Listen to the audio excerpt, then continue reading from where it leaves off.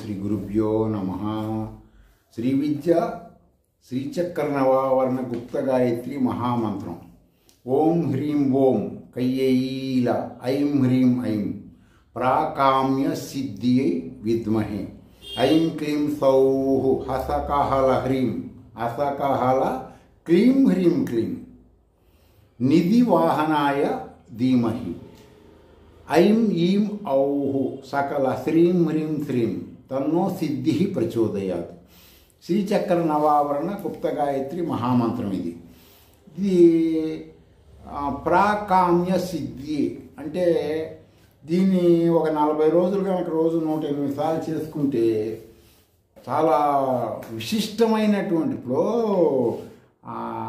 ఈ ఫలితం వస్తుందండి, ఈ ఫలితం రాదండి అని చెప్పటానికి ఇది ఒక చిన్న దేవతలకు సంబంధించింది అయితే ఏదైనా తెలిసి చెప్పగలుగుతాం. వేదాలు ఉపనిషత్తులకు సంబంధించిన మహాశక్తివంతమైన దేవతలు వీళ్ళే కాబట్టి దీనికి ఇంత ఫలితం అంత ఫలితం అని చెప్పలేము. అనంత ఫలితాలు వస్తాయి అన్నమాట, చెయ్యగలగాలి. రోజు శివాలయంకి వెళ్తుంటారు కదా అందరూ, చాలామంది శివాలయంకి వెళ్తుంటారు. చాలా శాస్త్రాలు గ్రంథాలు అన్నింటిలో కూడా శివుడి గురించి చాలా గొప్పగా ఉంటుంది. ఆ శివుడు ప్రతిరోజు పొద్దున్నే లేచి శ్రీ విద్యా మంత్రం చేసుకుంటాడు. అంటే రోజుకొకటి చెప్తున్నాం కదా, ఈరోజు శివుడిది వచ్చేసింది.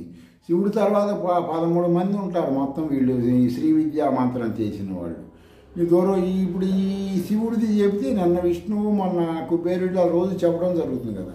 ఈ శివుడు పొద్దున్నే లేచి పద్మాసనం వేసుకొని కూర్చుంటాడు. హిమాలయ ఎక్కడ కూర్చుంటాడు, బొమ్మల్లో హిమాలయాలను చూపిస్తుంటారు. కానీ మనం కూడా పంచదశి చేస్తుంటే ఆ శివుడిలాగా అవుతామని శాస్త్రవచనం. ఏం చెప్తాడు శివుడు? అసకల హ్రీం అసకహల హ్రీం సకల హ్రీం అసకహల సకల హ్రీం అని చెప్పి చేస్తుంటాడు. అంటే నిన్న విష్ణుమూర్తి చేసిన దానికి శివుడు చేసినటువంటివి రెండూ కూడా ఆది సాది విద్యలే. కానీ శివుడు వచ్చేసి హ్రీంకారము రెండో కూటంలో, ఆయన వచ్చేసి రెండో కూటముల్లో హ్రీం చెప్పడు.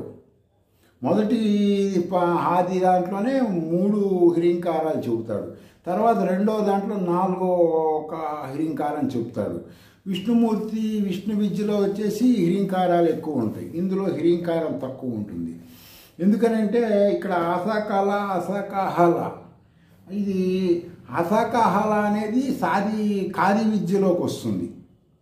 ఇక్కడ ఆది విద్య అసకహల చెప్పి అసకహల చెప్పలేదు. మధ్యలో ఒక హా తీసేసిన దాన్ని